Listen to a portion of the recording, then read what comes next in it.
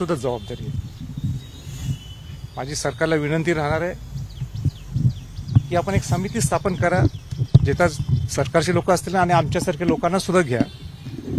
मी तर उलट मी म्हणेन माझं जे एक्सपर्टाईज आहे काम करण्याचं हेरिटेजमध्ये, माझ्यासारख्या एका व्यक्तीला जर तुम्ही जबाबदारी दिली, पैशाची तर लांबची विषय, हा पैशाची विषय आपण तुलना सुद्धा करू शकत नाही, पण ही जबाबदारी माझ्यावर जर दिली तर खऱ्या अर्थाने जुनी वास्तू तर आपण त्याच्यामध्ये ज्या भावना दडलेल्या आहेत ते तर आपण आणू शकत नाही, पण एक चांगली वास्तू परत उभा करण्यासाठी मी पूर्ण जबाबदारी ती घेऊ शकतो, असं या प्रसंगी मला मुद्दावून सांगायचं आहे. पण मला एक प्रश्न सुद्धा इथं आज मांडायचा आहे की आपण अनेक शाहू महाराजांच्या इथं, शिवाजी महाराजांच्या प्रामुख्याने आज शाहू महाराजांच्या अनेक वास्तू आहेत कोल्हापूर जिल्ह्यात, आणि ह्या वास्तू, अशा वास्तू परत उभा करणं तर शक्यच नाही. पण ह्या वास्तूंचं जे आता आपल्याकडे आहेत शाहू महाराजांच्या वास्तू, ह्याचं संवर्धन जतन आपण केलं आहेत का, हा मोठा प्रश्न आपल्यासमोर. संवर्धन जतन सुद्धा आपण करत नाही, त्याचबरोबर त्याचं संरक्षण सुद्धा आपण केलंय का, संरक्षणाचे काय प्रोटोकॉल्स लावलेले आहेत. आज इथं संरक्षणाचे प्रोटोकॉल्स लावले असते तर ही परिस्थिती सुद्धा निर्माण झाली नसती. मी सुद्धा खासदार असताना आणि खासदार नसताना सुद्धा मी मुख्यमंत्र्यांच्याकडं, उपमुख्यमंत्र्यांच्याकडे पत्र सुद्धा दिलेले आहेत की हे 150 वर्ष राजश्री शाहू महाराजांचे जयंतीचं वर्ष आहे, आणि म्हणून या सगळ्या शाहू महाराजांच्या जुन्या वास्तूंचं आपण संवर्धन जतन करायला पाहिजेत. आणि हे संवर्धन जतन करत असताना सुद्धा आपल्याला संरक्षणाचे काय प्रोटोकॉल्स आपण लावलेत,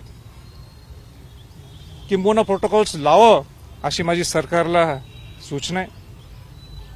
आज जर पाहिलं असेल तर मला माहित नाही आपण हे कसं परत उभा करणार आहे, आणि उभा करून सुद्धा ह्या अनेक लोकांच्या ज्या भावना त्याला जुडलेल्या आहेत, माझ्या व्यक्तिगत माझ्या सुद्धा, म्हणजे मी ज्यावेळी खासदार झालो तर माझा सत्कार इथं या केशवराव भोसलेमध्ये सर्व पक्षीय लोकांनी केला होता.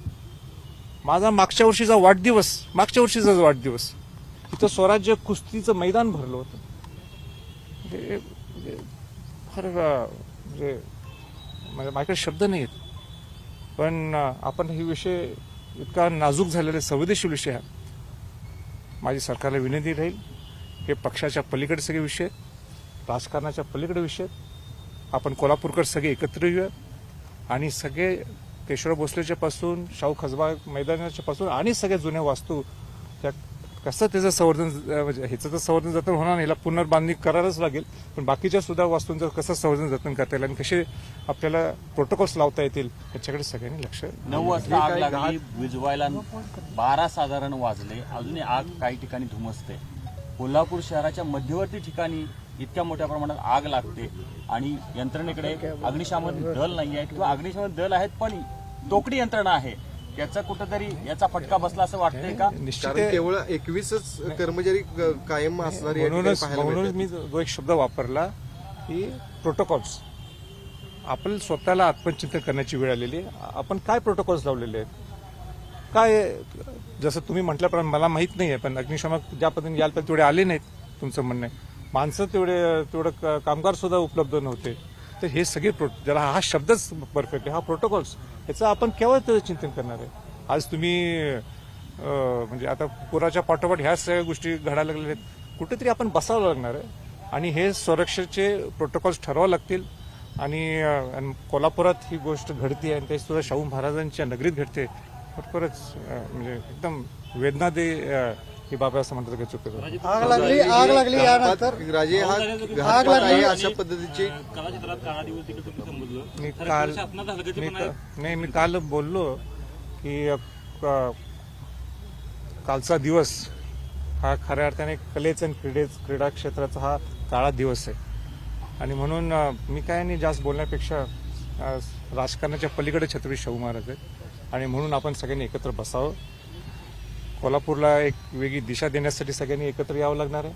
हा इतका मोठा झटका, इतका मोठा धक्का आपल्याला सर्वांसाठी येतो, आणि म्हणून ह्याची खबरदारी ह्याच्याकडे सगळ्यांनी घ्यावी लागेल. राजे खरं तर ही आग या ठिकाणी लागलेली आहे त्याचं कारण अद्यापही स्पष्ट नाही. मात्र हा घातपात असू शकतो का अशी अनेक जण सर्वसामान्य नागरिक देखील प्रश्न विचारतो. इथून आग- मी असं म्हणणार नाही घातपात असू शकतो, पण तुम्ही बघितलं असेल तर त्या बरोबर ह्या खासबाग मैदानाचं जे स्टेज आहे त्याच्या बरोबर मागं सगळे एअर कंडिशन्स लावले होते.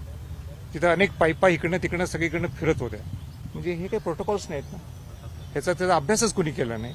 आणि म्हणजे मी बोलणार नाही, अनेक गोष्टी आहेत, मी वेळ प्रसंगी बोलून आज ती वेळ नाही राज्यात बोलायची. चौकशीची मागणी करताय का या काही राजे नाही, आग ह्याची- लागली तेव्हा नाही, नाही, यंत्रणा ज्या आहे ह्याचं- ते कार्यान्वित झाल्या नाही नाही. ह्याचं निश्चित चौकशी व्हायला पाहिजे. हे कशामुळे घडलेलं आहे? एवढे वर्ष केव्हा घडलं नाही, आत्ताच का?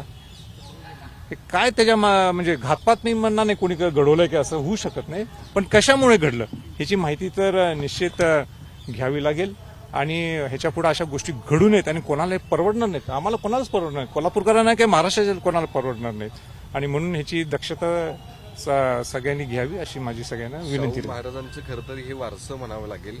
कला आणि क्रीडा क्षेत्राचं एकाच ठिकाणी मिलाप असणारे एक ठिकाण आहे, ते अशा पद्धतीनं उद्ध्वस्त होते. आता ही सरकारची कशा पद्धतीची जबाबदारी, स्वतः तुम्ही म्हटलं मी स्वतः जबाबदारी घ्यायला तयार आहे, कशा पद्धतीने अपेक्षा वाटते आता? नाही, सरकारने युद्ध पातळीवर एक दक्षता समिती नेमावी.